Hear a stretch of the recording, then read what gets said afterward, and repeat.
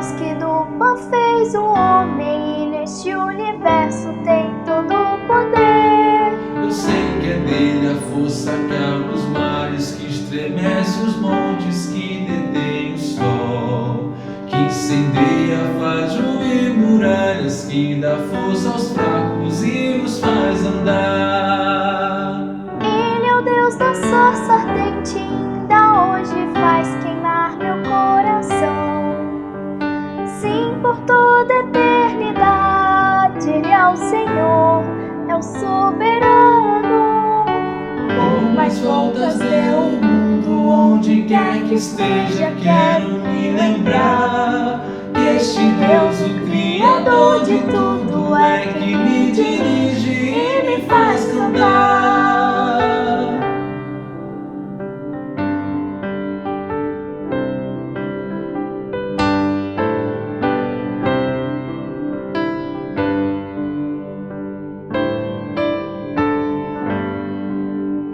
Ele é quem repreende os ventos, com uma palavra faz calar o mar.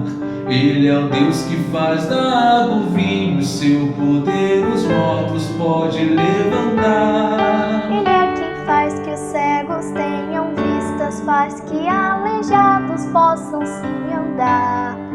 Vidas velhas transformando em novas, de toda ansiedade pode libertar. Ele é a luz que com seu brilho veio alcançar meu pobre coração. Ele é quem venceu a morte por sua cruz, me deu vitórias.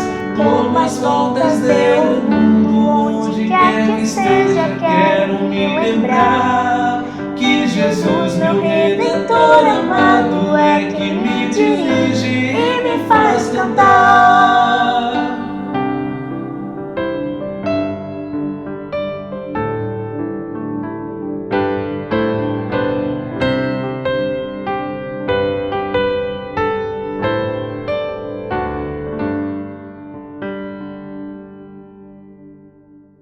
Bom dia, graça e paz. Estamos começando a nossa escola dominical deste domingo, dia 27 de setembro. Eu louvo a Deus por esta oportunidade que o Senhor nos concede de podermos ministrar a palavra de Deus. Vamos orar, vamos pedir sabedoria, orientação do Senhor para essa aula.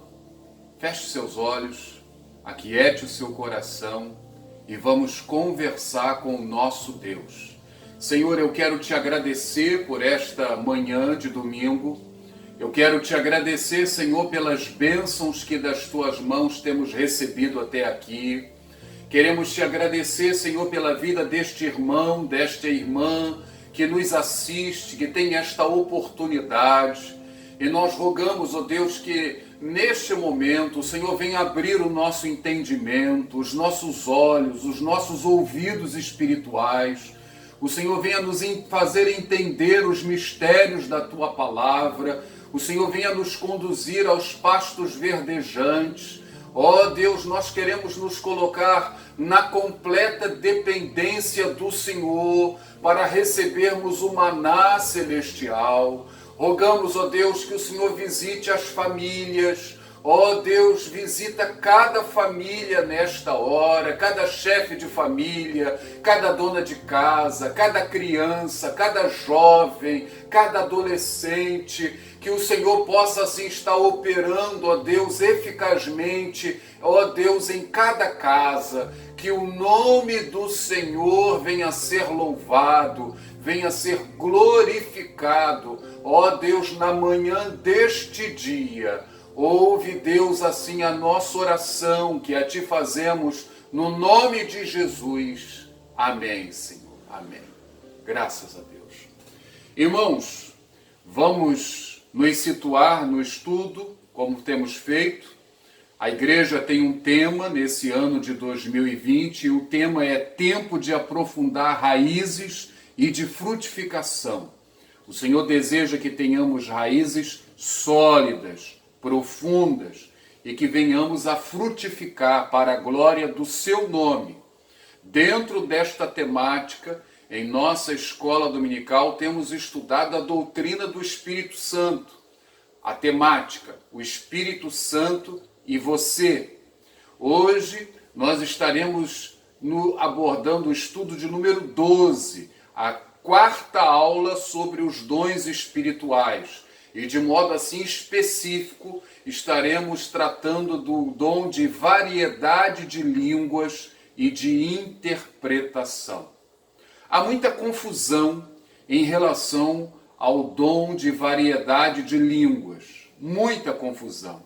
Exageros de um lado, incredulidade do outro, fazem com que a ignorância predomine a respeito do verdadeiro sentido do dom. E o nosso propósito, o nosso desafio nesta manhã é recuperar o sentido bíblico, o verdadeiro significado desses dons que são chamados de dons de sinais. Então, esse é o nosso desejo. Mas antes de fazermos qualquer consideração, eu quero aqui fazer uma afirmação que temos feito nas aulas anteriores. Nem o Espírito Santo, nem qualquer um dos dons espirituais nos tem sido dados para dividir os crentes. O Espírito Santo, como nós já temos estudado, é ele que nos une, é ele que nos faz corpo de Cristo, é ele que nos faz igreja. Então, qualquer coisa que vá desembocar em divisão, isso não é obra do Espírito Santo, porque o propósito do Espírito é de unir. Qualquer divisão é obra da carne, é algo que desagrada ao Senhor, é algo que entristece o Espírito Santo de Deus. Quando nós estudamos o dom de línguas, nós vamos ver que basicamente esse dom aparece só em 2 textos do Novo Testamento. No texto de Atos dos Apóstolos e no texto de 1 aos Coríntios. E existem 3 correntes de interpretação na análise do fenômeno. 3 correntes. Quais seriam elas? A primeira, a corrente pentecostal, que interpreta o dom como línguas ininteligíveis, tanto para quem fala quanto para quem ouve. Ou seja, a pessoa que fala não entende e a pessoa que ouve também não entende. Então essa é a abordagem pentecostal, tanto no livro de Atos dos Apóstolos quanto no livro de 1 aos Coríntios. A segunda abordagem, a segunda corrente de interpretação é a corrente tradicional. O que é a corrente tradicional? Ela afirma que são línguas idiomáticas, humanas, próprias de um idioma desconhecido de quem fala, mas conhecido de quem ouve. As línguas são línguas humanas, quem fala nunca estudou essa língua, mas ela é falada para o alcance de alguém que conhece essa língua. Esta é a corrente tradicional, com abordagem tanto em Atos dos Apóstolos quanto em 1 aos Coríntios. A terceira abordagem é uma abordagem que nós poderíamos chamar de moderada. E nessa abordagem nós podemos assim ver que essas línguas podem ser idiomáticas, humanas, estrangeiras, e elas podem ser também línguas ininteligíveis, tanto para quem fala quanto para quem ouve. Ou seja, na abordagem moderada, nós podemos verificar que existem 2 tipos de línguas, de dom de línguas. A corrente que nós vamos estar seguindo é essa terceira, abordagem moderadas. Nós acreditamos que o dom de línguas existe hoje e essas línguas podem ser humanas e ininteligíveis. Ok? Então, Quando nós comparamos as línguas de Atos e de 1 aos Coríntios, seguindo essa abordagem moderada, nós constatamos que elas têm naturezas diferentes. Vamos analisar primeiramente as línguas de Atos dos Apóstolos. O que acontece aqui em Atos dos Apóstolos? A começar pelo texto do capítulo 2, que fala do dia de Pentecostes. O que foi o dia de Pentecostes? O que aconteceu ali naquele dia? Primeiramente, a festa de Pentecostes era uma das principais festas judaicas. Era um feriado nacional. Acontecia 50 dias depois da Páscoa judaica. E ela tinha dois significados. Primeiro, um significado histórico. Foi num dia de Pentecostes que o Senhor entregou a Moisés as tábuas da lei. O Senhor fez ali uma aliança com o povo de Israel e as tábuas da lei foram entregues. Então, existe primeiramente um significado histórico. Um segundo significado em relação a esta festa é um significado agrícola. Se oferecia um homer de cevada, né, pelo início da nova colheita, e 2 pães em gratidão a Deus pelo fim da colheita anterior. Então, era uma festa agrícola, onde se agradecia a Deus pela colheita passada e se pedia a direção de Deus para a nova colheita. E os judeus que viviam num raio de 30 quilômetros de Jerusalém, eles tinham uma obrigação legal de estarem presentes nas 3 principais festas: a Páscoa, Pentecostes e Tabernáculos. Mas o sentimento nacionalista dos judeus era muito grande. E isso fazia com que judeus que vivessem em outros países também se deslocassem na ocasião de algumas dessas festas. E nesse dia de Pentecostes, aí de Atos capítulo 2, nós podemos ver que haviam judeus que residiam em outras partes do mundo. Todos eles estavam em Jerusalém para esta festa agrícola, para o louvor do nome do Senhor. E o que aconteceu nessa ocasião? O que aconteceu nesse dia de Pentecostes?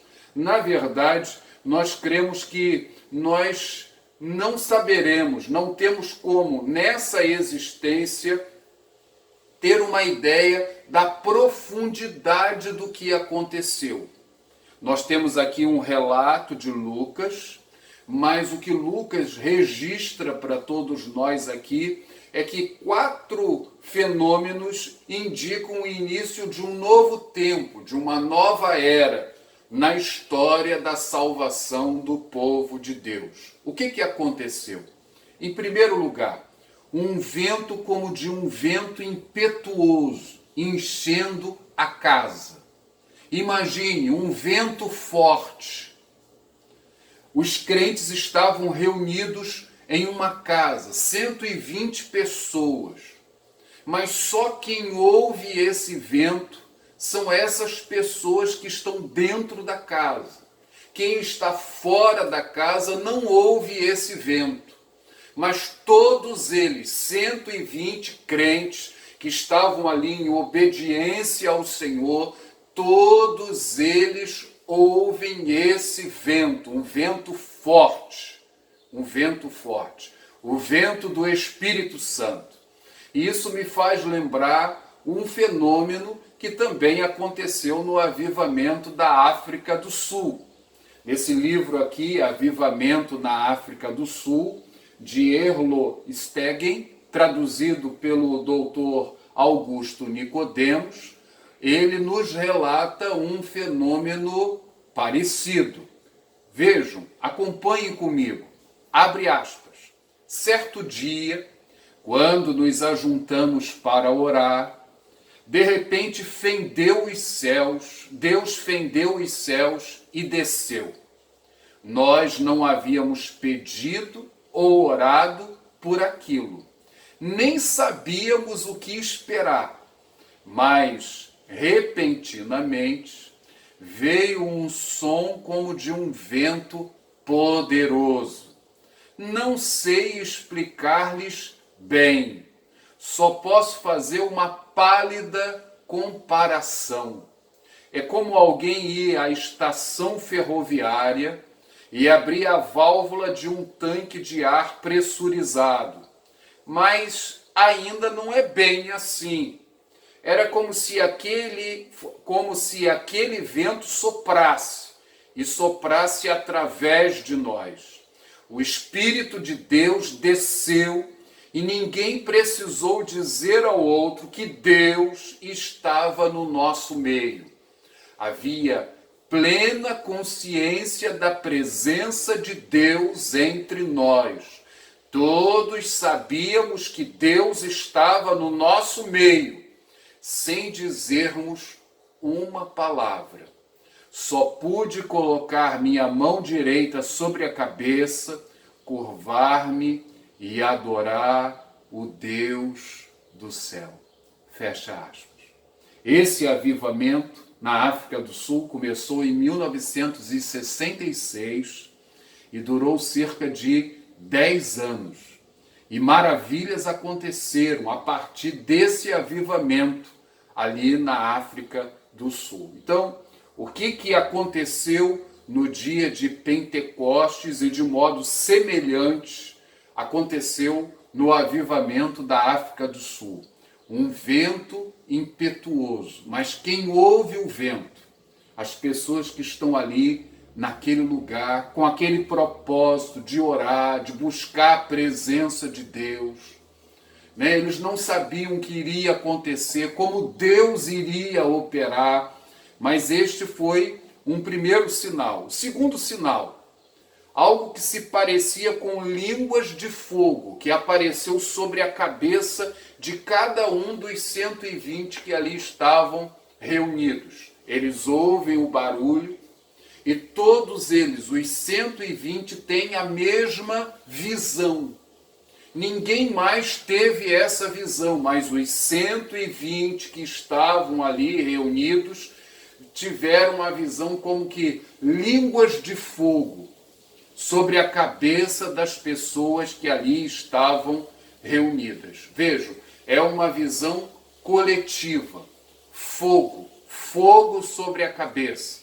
É um barulho como de um vento, é uma visão como de línguas de fogo. Dois símbolos do Espírito Santo, o vento e o fogo. Dois sentidos humanos usados para descrever a descida do Espírito Santo nesse dia de Pentecostes. A audição, o som do vento e também a visão, línguas como de fogo. Então, esse é o segundo fenômeno. Terceiro lugar, todos ficaram cheios do Espírito Santo. Então, além de ouvirem, além de verem, a palavra de Deus vai nos dizer que todos que estavam reunidos naquela casa ficaram cheios do Espírito Santo. E em quarto lugar, todos que ali estavam, além de ficarem cheios do Espírito Santo, passaram a falar em outras línguas. Graças a Deus. Línguas do Espírito. E línguas que eram línguas idiomáticas. Línguas que eles nunca tinham aprendido a falar, mas que eram línguas faladas em outros lugares, outros países, dentro do contexto do antigo Império Romano. Vamos ver Atos, capítulo 2, a partir do versículo 6. Eu quero destacar aqui 3 vezes, o texto vai nos dizer aqui que essas línguas eram línguas humanas. Acompanhe comigo. Atos, capítulo 2, a partir do verso 6, a palavra de Deus nos diz assim: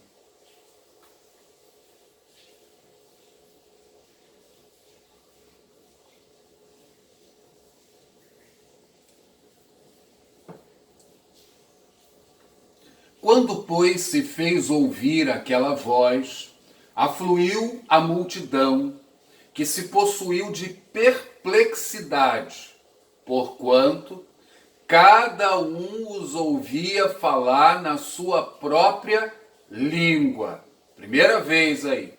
Versículo 7.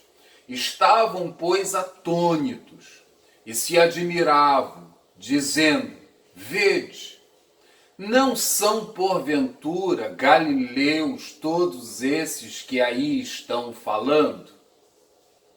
8. E como os ouvimos falar cada um em nossa própria língua materna? Segunda vez. 9.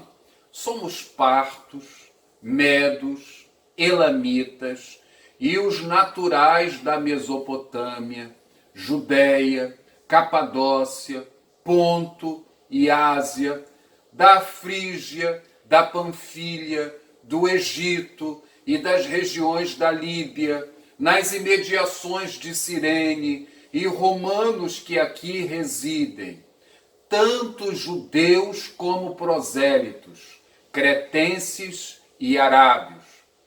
Como os ouvimos falar em nossas próprias línguas as grandezas de Deus. Então vejam vocês, 3 vezes no texto de Atos, versículo 6, versículo 8, versículo 11, é dito que essas línguas, elas eram línguas humanas, eram línguas estrangeiras. Quem falavam?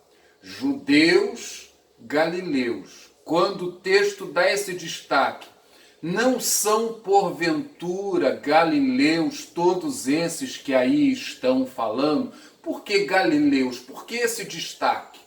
A Galileia era uma região dentro de Israel de gente oprimida, de gente excluída, de gente pobre.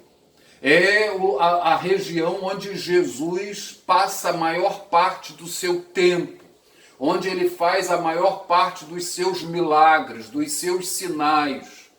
E quando o Senhor derrama o Espírito Santo e as pessoas começam a falar em línguas estrangeiras, línguas nunca estudadas, aprendidas anteriormente, quem fala na grande maioria são galileus, pessoas sem formação acadêmica, mas que o Senhor os possibilita naquele momento ali de estarem falando aquelas línguas. Eram línguas, portanto, humanas, eram línguas estrangeiras. Muitos perguntam: pastor, esse fenômeno ainda ocorre nos dias de hoje? Creio que sim, se for o propósito de Deus. Eu tenho um amigo pessoal que viveu essa experiência. Ele é um evangelista itinerante e há anos atrás o Senhor permitiu que ele estivesse na Bolívia pregando o evangelho de Jesus Cristo. E na Bolívia muitos dialetos são falados. Você chega numa cidade há um dialeto, em outra cidade outro dialeto. E o que o Senhor permitiu que esse amigo meu vivesse, experimentasse? Ele chegou em cada cidade e ele pregou nos diversos dialetos ali da Bolívia, anunciando a mensagem do Senhor Jesus Cristo. Cremos que foi isso que aconteceu no dia de Pentecostes.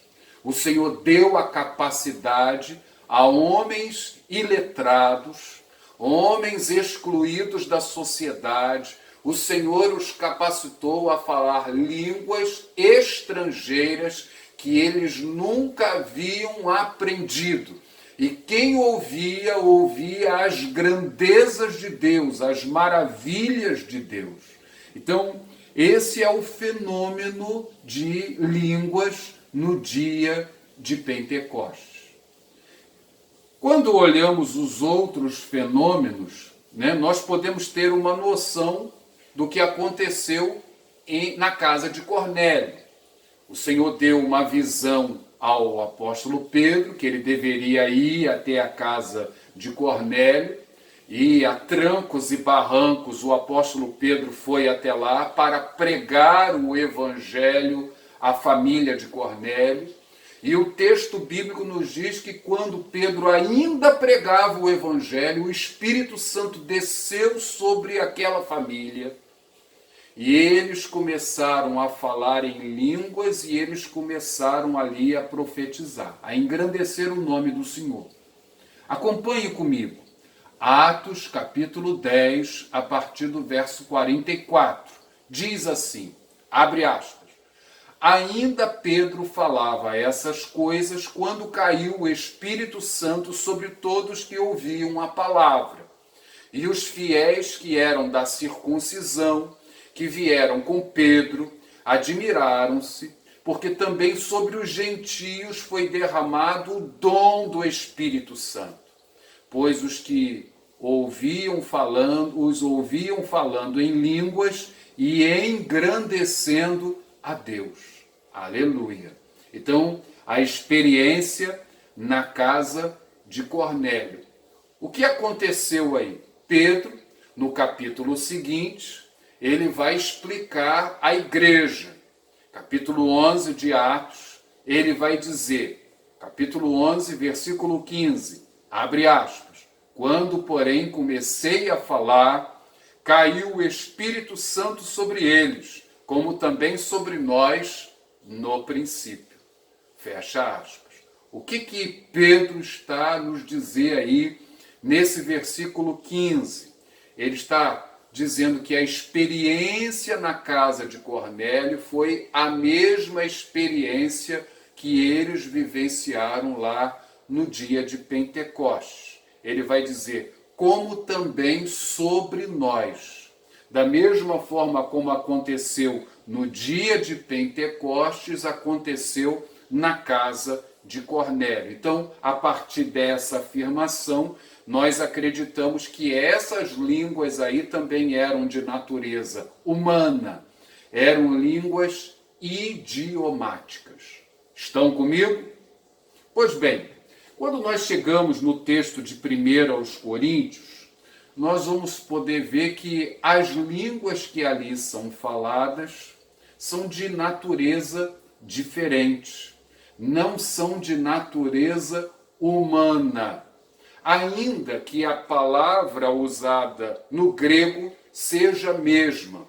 A palavra usada por Lucas para línguas é a mesma palavra usada por Paulo em 1 aos Coríntios. A mesma palavra.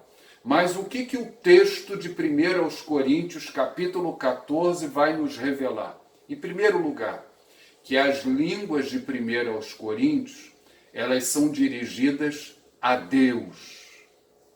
E, em segundo lugar, que essas línguas, elas são incompreensíveis, tanto a pessoa que fala, quanto a pessoa que ouve.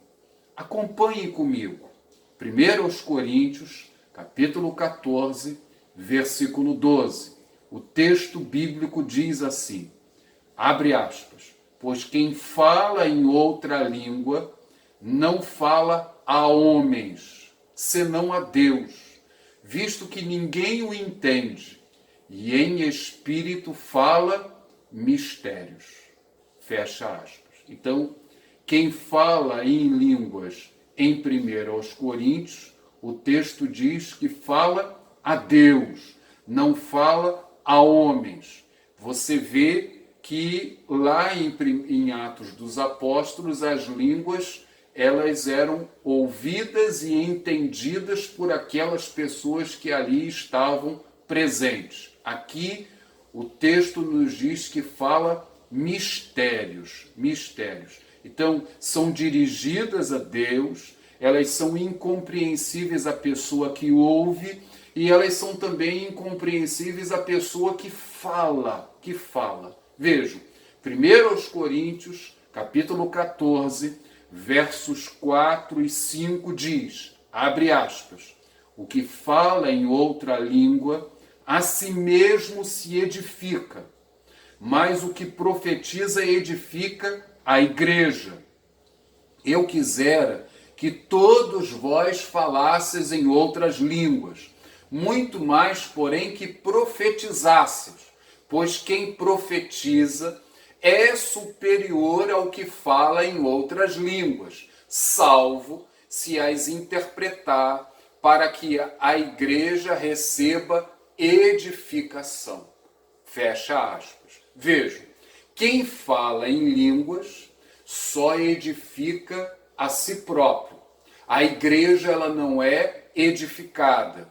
E por isso o apóstolo Paulo ele vai dizer que a profecia ela é superior às línguas. A igreja deve dar prioridade à profecia, às línguas no seu culto, porque as pessoas não entendem aquilo que é falado através das línguas. Ou seja, não há edificação. Mas quem fala é edificado. Quem fala é edificado, ainda que a sua mente não entenda, mas há edificação. Louvado seja o nome do Senhor. 1 Coríntios, capítulo 14, versículo 14, o apóstolo ainda traz outros esclarecimentos. Porque se eu orar em outra língua, o meu espírito ora de fato, mas a minha mente fica infrutífera. Então, a pessoa ela é edificada, ela é abençoada, a pessoa que fala, mas a mente dela fica infrutífera. Ela não entende o que está acontecendo. Talvez você possa perguntar, mas como assim, pastor? Como que a pessoa pode ser edificada? Né? Já tenho conversado com muitas pessoas que viveram essa experiência e não sentiram o tempo passar, passaram noites inteiras orando, o peso, o cansaço, houve renovação de interior, aquela preocupação, aquela ansiedade, a pessoa se derramou e houve um fortalecimento espiritual, ainda que ela não viesse a entender o que estava acontecendo. Ok? Então, houve aí edificação. Louvado seja o nome do Senhor. Uma possibilidade para a gente entender essas duas naturezas, as línguas de 1 aos Coríntios e a língua de Atos dos Apóstolos. O apóstolo Paulo, escrevendo o capítulo 13 de 1 aos Coríntios, ele vai falar de dons espirituais, ele vai falar que o amor é superior aos dons, e ele diz o seguinte, abre aspas, ainda que eu fale as línguas dos homens e dos anjos, se não tiver amor, serei como o bronze que soa ou como o símbolo que retine. Ainda que eu tenha o dom de profetizar e conheça todos os mistérios e toda a ciência, ainda que eu tenha tamanha fé a ponto de transportar montes, se não tiver amor, nada serei. E ainda que eu distribua todos os meus bens entre os pobres, e ainda que entregue o meu próprio corpo para ser queimado, se não tiver amor, nada disso me aproveitará. Esse contexto aqui é de dons espirituais. Ele fala de línguas, ele diz que eu posso falar as línguas dos homens e dos anjos.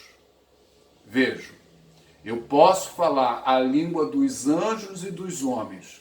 Eu posso ter o dom de profetizar. Eu posso ter fé, o dom da fé. Eu posso distribuir todos os meus bens aos pobres, o dom de socorro, de misericórdia. Eu posso entregar o meu próprio corpo para ser queimado, o dom de mártir. Esse é um dom citado por Paulo aqui, viu? É um dom espiritual, uma capacidade. Você vai morrer pela fé, você vai morrer pela igreja, pela causa de Deus, viu? E a igreja antiga encarava como dom, como um grande privilégio, você morrer pela fé, sofrer pela fé. E o que Paulo está dizendo aqui? Que eu posso ter todos esses dons e não ter amor. Paulo está dizendo aqui que o amor é superior a todos esses dons. Que eu posso falar a língua dos homens e dos anjos e não ter amor. Paulo está se reportando à igreja de Corinto, que era uma igreja dividida, era uma igreja onde a carnalidade estava imperando, e ele está tentando colocar os pingos nos is, dizendo que a comunhão da igreja, a edificação da igreja, o bem-estar da igreja é mais importante do que tudo. É mais importante do que tudo. Mas no meio dessa argumentação ele fala em línguas de homens e de anjos. Eu não estou afirmando isso. Alguns intérpretes estudiosos afirmam que o apóstolo Paulo aqui está fazendo usando de uma figura de retórica. Ele está usando uma hipérbole, ele está exagerando. E é o que colocam. Mas eu creio que nós temos aqui uma explicação. Deus pode dar ao homem a capacidade de falar um idioma, uma língua estrangeira, humana, e o Senhor pode dar a capacidade a esse homem de falar uma língua angelical.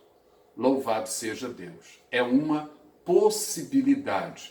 E aí, a partir daí, podemos entender as naturezas diferentes das línguas de Atos dos Apóstolos para 1 aos Coríntios. Dentro do contexto de 1 aos Coríntios, o apóstolo Paulo vai dar alguns conselhos. Quais seriam esses conselhos? Primeiro deles, que quem fala em outra língua deve orar para que possa interpretar. Ele fala e ele não entende. E Paulo encoraja para que essa pessoa busque também o dom da interpretação, para que ela possa falar e ela possa também entender o que está falando. 1 aos Coríntios, capítulo 14, versículo 13, o apóstolo Paulo diz o quê? Pelo que o que fala em outra língua deve orar para que a possa interpretar. Então, é o primeiro conselho que o apóstolo Paulo vai dar aqui à igreja de Corinto. Segundo conselho, que em não havendo a interpretação, o dom de línguas não deve ser praticado no culto público. Não deve ser praticado no culto público. 1 aos Coríntios, capítulo 14, verso 28, o apóstolo diz: mas, não havendo intérprete, fique calado na igreja, falando consigo mesmo e com Deus. Fecha aspas. O que a gente vê aqui nesse versículo de número 28? Quando ele diz, fique calado na igreja, porque não há interpretação. Primeiro, que é possível você ter controle da situação. Às vezes, nós ouvimos de pessoas que, eu senti algo tão especial e eu não consegui controlar. Veja, o apóstolo Paulo está dizendo aqui em 1 aos Coríntios, capítulo 14, que é possível a pessoa ficar calada. não havendo interpretação. Então não existe essa história de que a pessoa não consegue controlar. E, além do mais, o fruto do Espírito é o quê? O domínio próprio. Então é possível a pessoa ter o controle. Segundo, a interpretação, ela não muda a essência do dom. O que eu quero dizer? Em havendo a interpretação, o que vai ser dito naquele momento é o que a pessoa fala a Deus. Fala a Deus. Há muita gente que confunde o dom de línguas com profecia. É muito comum quando há, às vezes, uma interpretação, a pessoa começa a dizer, meu servo. E isso não se coaduna com o que o texto bíblico está a nos ensinar aqui, porque quem fala em outra língua, e sendo uma língua ininteligível, ela não fala aos homens, ela fala a Deus, ela fala mistérios. E se ela fala a Deus, na verdade é uma oração, não é uma mensagem. Não é uma mensagem. Pode ser um cântico de louvor ao Senhor. Né? Não sei se você já teve a oportunidade de ver um cântico em línguas e sendo interpretado, um fenômeno assim lindo, maravilhoso. Mas o texto diz que quem fala nessa língua aqui fala a Deus. Então, se há interpretação, não é uma profecia. Não é. Viu? Você não pode chegar e dizer meu servo. Aí está um primeiro problema. Transformar línguas em profecia. Variedade de línguas é sempre uma palavra do homem para Deus, numa língua que ele não entende. Ok? Segundo, não há na Bíblia nenhuma profecia dada na primeira pessoa como meu servo. Não. Toda profecia é dada assim diz o Senhor. Qual é o problema de você dizer meu servo? Você quando diz meu servo, é como se aquela pessoa estivesse incorporando Deus. Então nunca é meu servo. É assim diz o Senhor, dentro da revelação bíblica. Esse é um erro tremendo que a gente vê acontecendo por aí. Ok? O profeta, ele não pode assumir o lugar de Deus. Ele diz, assim diz o Senhor. É uma interpretação. Isso se fôssemos aceitar a possibilidade de o dom de línguas for sendo usado como uma profecia. Mas o texto já nos diz que quem fala nessa língua fala a Deus e não fala aos homens. Terceira consideração que o apóstolo Paulo faz aqui em relação ao dom de línguas em 1 aos Coríntios. O critério para o uso no culto público.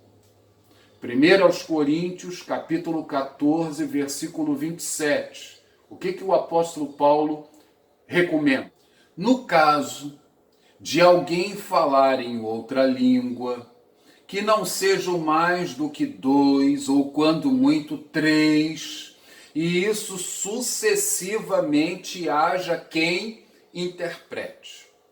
Na recomendação do apóstolo Paulo, ele vai dizer que no culto, somente 2, ou no máximo 3 pessoas falem línguas e que haja interpretação. Viram aí?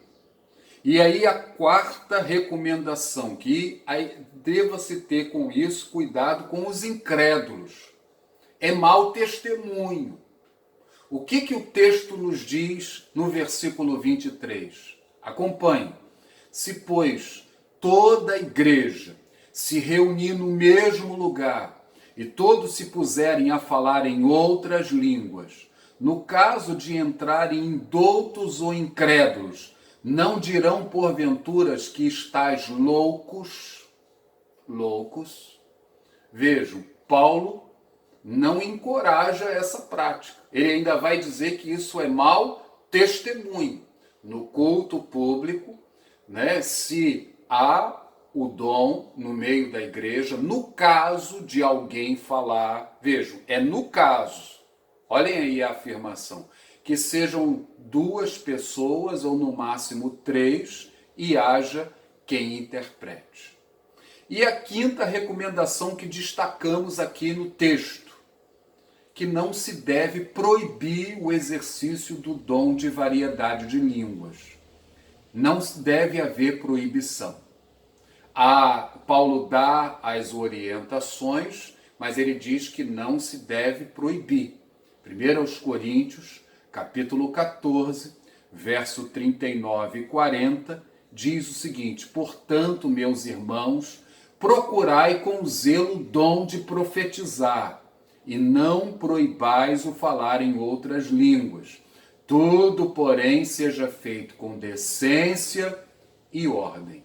Essas são as recomendações do apóstolo. Mas no meio de tudo isso, no meio desses conselhos práticos dados aí à igreja de Corinto, nós também podemos encontrar outros cuidados a serem observados, né? Além do uso prático do dom. Quais seriam esses cuidados que precisamos aqui destacar? Primeiro, achar que o dom de variedade de línguas é um caminho mais curto para o poder espiritual e a maturidade. É um atalho, é um caminho. É muito comum pessoas buscarem o dom, participarem de reuniões de poder, mas essas pessoas não possuem uma disciplina espiritual, uma disciplina na vida cristã. E aí eu preciso dizer, na vida cristã não existem atalhos, não existem caminhos mais curtos. O Senhor, ele deseja nos levar a uma maturidade espiritual, mas essa maturidade espiritual passa pela vida de oração, disciplina de oração, pela leitura sistemática da palavra de Deus. O crente não pode ser um crente preguiçoso. E eu preciso renunciar o meu eu. Eu preciso consagrar a minha vida ao Senhor. Então essa é uma primeira consideração que a gente precisa fazer aqui. É um dom, é um presente, mas não significa necessariamente um atalho para a vida cristã. Primeiro que o apóstolo Paulo diz que eu posso falar em línguas e não ter amor. Segundo que o texto aqui também vai nos dizer que o dom não é para todos. No dia de Atos, de Pentecostes, em Atos capítulo 2, aprouve ao Senhor que todos falassem línguas naquela ocasião. Deus é soberano. Mas quando lemos a orientação do apóstolo, Paulo vai perguntar: falam todos em outras línguas? Qual é a resposta? Não, não, não, não são todos. Na casa de Cornélio, no relato que lemos aqui, o Espírito Santo foi derramado sobre Cornélio e sua família. Quem falou em línguas?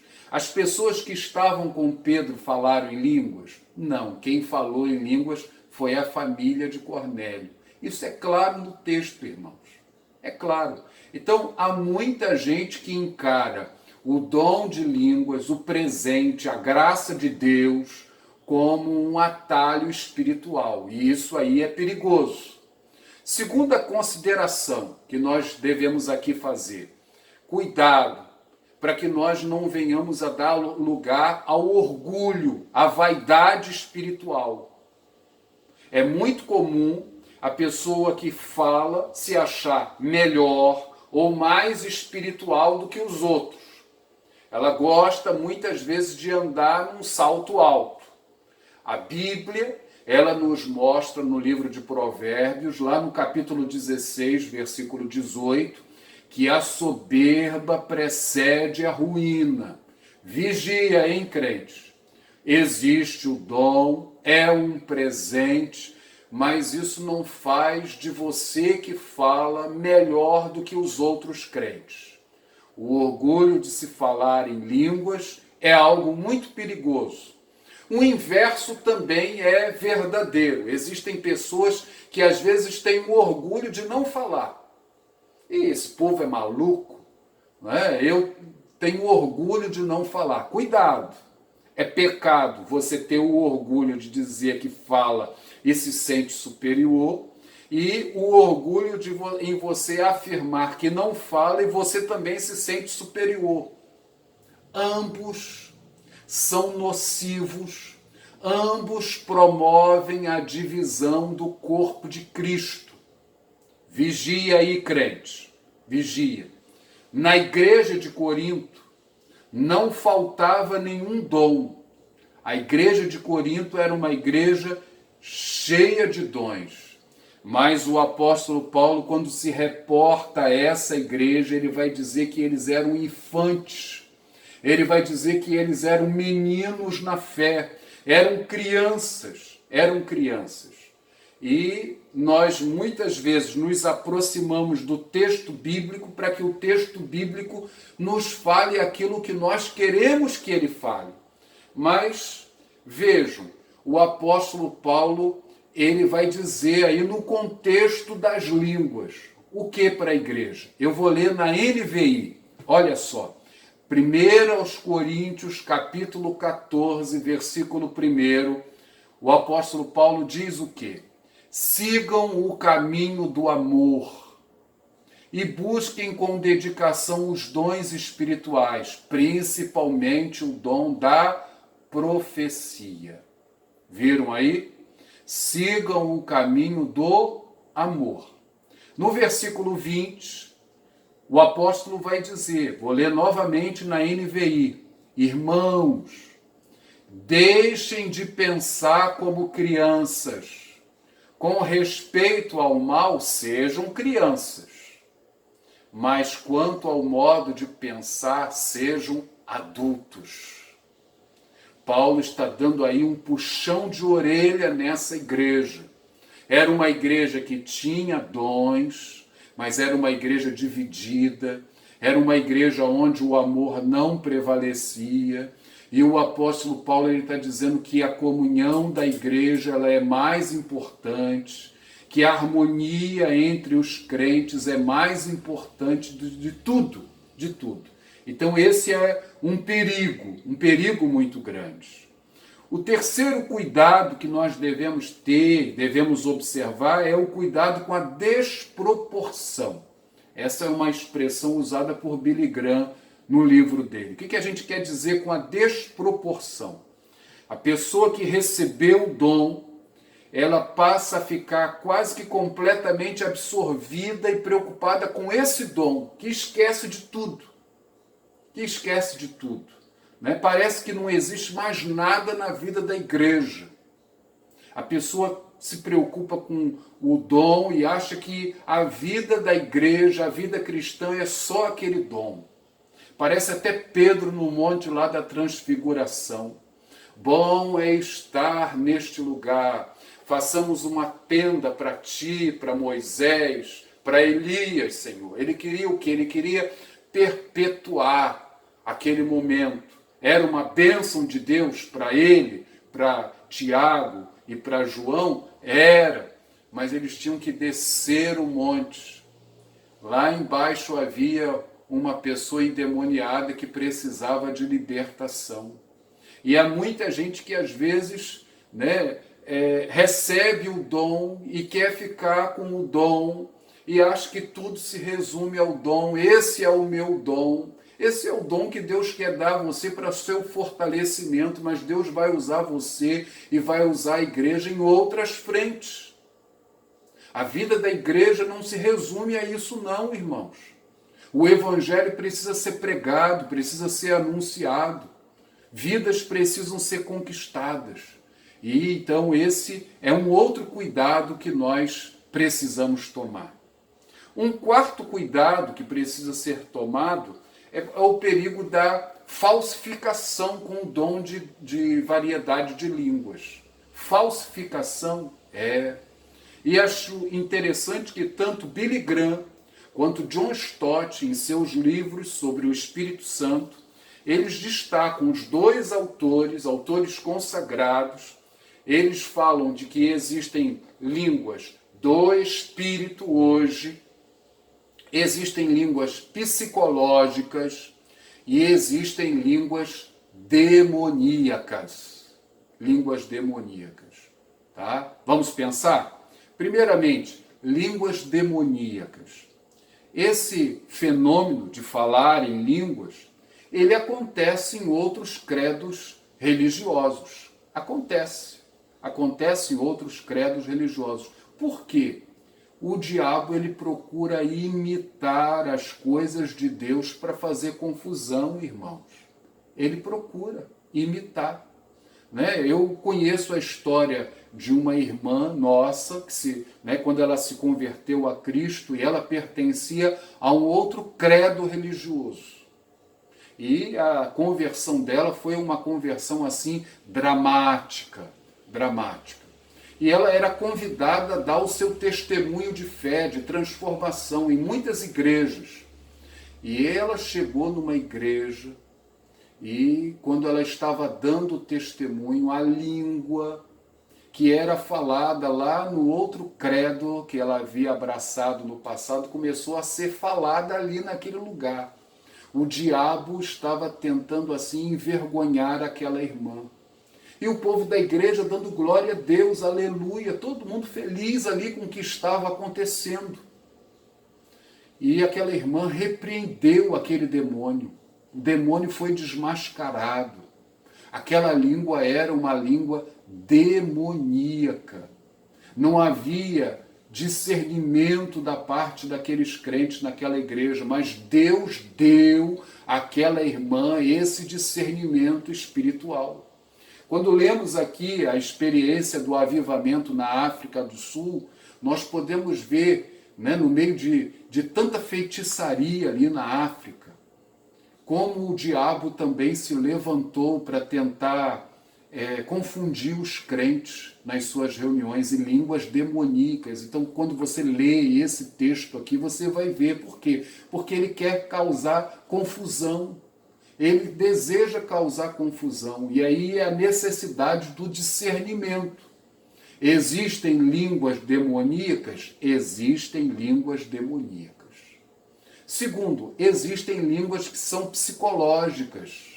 E quando a gente diz que elas são psicológicas, é porque a origem delas não está no Senhor, mas na nossa excitação psicológica. A pessoa, ela deseja tanto falar em línguas, e há lugares até em que se ensina a falar em línguas. Você já ouviu isso? Que é lugares em que se ensina, e aquela pessoa começa a falar, mas ela fala sempre as mesmas palavras. E de repente você olha para o contexto da igreja, todos falam sempre as mesmas palavras. Seria isso um dom de línguas? Seria. Olha o que o apóstolo Paulo ele vai falar em 1 Coríntios 14, 19. Ele diz o seguinte: contudo, prefiro falar na igreja 5 palavras com meu entendimento para instruir outros, a falar 10.000 palavras em outras línguas. 10.000. Se você conhece 10.000 palavras de um outro idioma, você se comunica muito bem naquele idioma. Se você conhece 3.000 palavras em inglês, você pode viajar e você com certeza você vai se comunicar muito bem na Inglaterra, nos Estados Unidos, na Austrália. O apóstolo Paulo ele fala aqui em 10.000 palavras em outra língua. Então não são aquela meia dúzia de sons que ficam se repetindo e que todos falam ao mesmo tempo. Não é isso. Viu? existem línguas demoníacas, existem línguas psicológicas e, em terceiro lugar, existem línguas do Espírito. Aleluia! Por quê? Hoje existem? Creio que existam. Por quê? Porque o Espírito Santo é Deus, o Espírito Santo é o Senhor, o Espírito Santo ele é divino, ele é poderoso, o Espírito Santo é livre, o Espírito Santo é soberano, ele agiu no passado e se é propósito do Senhor agir da mesma forma hoje, ele age hoje. Nós não podemos limitar a ação do Espírito Santo. Não podemos limitar. Vejam as palavras de John Stott, na página 62 do seu livro Batismo e Plenitude do Espírito. Vejam que palavras interessantes. E olha que era um inglês ortodoxo, e ele cria nas línguas, e ele diz o seguinte, abre aspas, todos os cristãos devem esperar experiências novas de Deus. Deus não gosta de coisas antiquadas ou estagnadas. Ele pede que cantemos um cântico novo, porque Ele quer que o nosso conhecimento acerca dele seja novo. Ele também promete que suas misericórdias renovam-se a cada manhã. Graças a Deus. Então, o Senhor, Ele fez no passado, Ele faz hoje, conforme Ele deseja fazer. Se é propósito dEle, nós precisamos estar abertos, não limitarmos, não tentarmos colocar Deus numa caixinha e tentarmos domesticar o nosso Deus. Se Ele deseja fazer, Ele vai fazer. Amém? Concluindo a nossa aula, eu quero concluir fazendo primeiramente aquela afirmação que fiz na introdução da aula. Nem o Espírito Santo, nem qualquer dos seus dons são dados para dividir os crentes.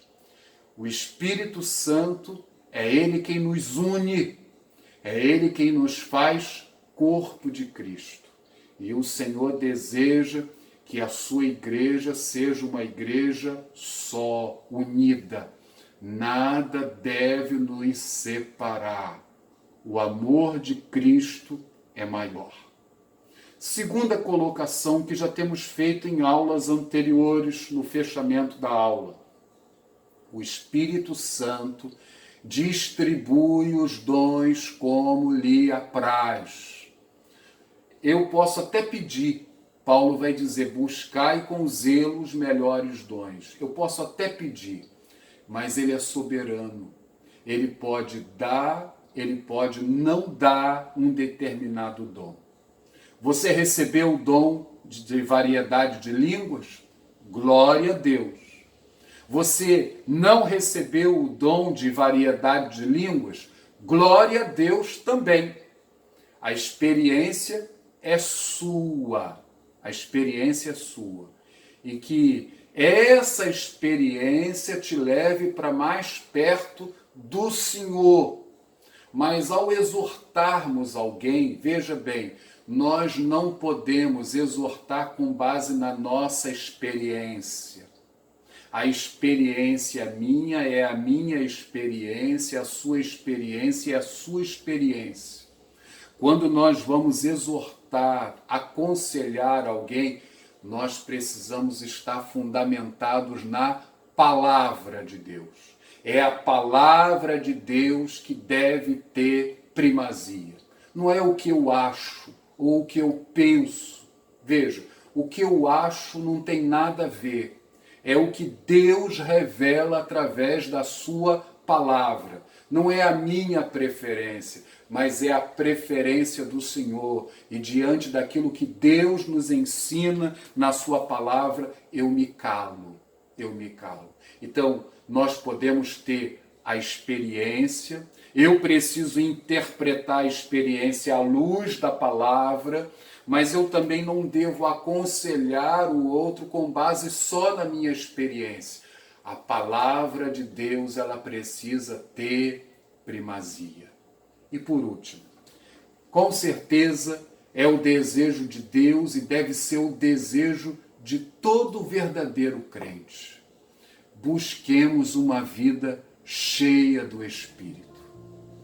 Uma vida cheia do Espírito não significa necessariamente estar ligada aos dons espirituais. O Senhor pode te encher e Ele pode te dar dons. Mas Ele pode te encher e Ele pode não te dar dons. Mas busque uma vida cheia do Espírito. O desejo de Deus é que a sua igreja seja cheia da presença dEle. E qual é a maior e a principal condição para que nós possamos ser cheios do Espírito? É termos fome da presença dEle. É colocarmos o Senhor em primeiro lugar. Os crentes no dia de Pentecostes, eles voltaram para Jerusalém. Jerusalém era o lugar do perigo, era o lugar da morte, da crucificação. Eles poderiam ser apanhados. Eles todos estavam ali reunidos na mesma casa, mas eles estavam ali em obediência, em oração. A ordem de Jesus: permanecei em Jerusalém até que do alto sejais revestidos de poder. E o que o Senhor deseja é que nós permaneçamos na presença dEle, tenhamos fome, tenhamos sede da presença do Senhor. E Ele deseja nos encher. Quero finalizar com uma promessa do Salmo 81, versículo 10, a última parte do versículo, que diz assim: abre bem a boca e eu te encherei. Abre bem a boca, abre. Pensa aí no que a gente faz com uma criança. Você vai fazer o aviãozinho e vai botar a colher na boca da criança. O Senhor está dizendo: olha, abre bem a tua boca. Eu quero te encher com as minhas bênçãos, com a minha graça. Eu desejo fortalecer a minha igreja. Vamos orar ao Senhor? Feche seus olhos, aquiete seu coração, reflita sobre a sua experiência, sobre a sua caminhada, sobre o que Deus tem feito e o que Ele deseja fazer através da sua vida. Pense na igreja, no papel que Ele tem para desempenhar através de você, meu irmão, minha irmã, essa família, a sua família. Peça perdão se você tem errado e rogue ao Senhor: Senhor, eu quero viver o novo, eu quero viver para a honra, glória e louvor do Teu nome. Vamos orar. Senhor, eu quero Te agradecer por essa manhã de domingo, quando temos a oportunidade, o privilégio, Senhor, de estar sentados ao redor da Tua palavra. Senhor, podemos estudar o dom de variedade de línguas, o dom da interpretação, algo que tem dividido a igreja ao longo dos anos. Mas nós cremos que o Espírito Santo é aquele que nos une. Nós cremos que o Espírito Santo é aquele que nos faz ser igreja. Nós cremos que quando nós andamos no Espírito, nós não nos dividimos, nós não nos sentimos superiores, nem somos orgulhosos, porque convém que o Senhor cresça em nós e que nós venhamos a diminuir. E eu rogo ao Senhor que o Senhor venha assim fortalecer o Teu povo, a Tua igreja, que em nome de Jesus o Senhor venha nos trazer outros esclarecimentos e que se porventura, Senhor, temos errado, que o Espírito Santo venha revelar os nossos erros e que em nome de Jesus o Senhor venha nos levar para mais perto de Ti. Enche a Tua igreja, Senhor, desperta a Tua igreja, aviva a Tua obra em nós. Ó Deus, nós precisamos de Ti, Senhor. Ouve a nossa oração que a Ti fazemos nesta manhã abençoada, no nome de Jesus. Amém e amém. Graças a Deus. Irmãos, se o Senhor permitir, na próxima semana nós ainda estaremos tratando dos dons espirituais. vamos estar falando sobre os dons, alguns dons que ainda não foram destacados aqui nas aulas em Romanos, capítulo 12, do verso 6 ao verso 8.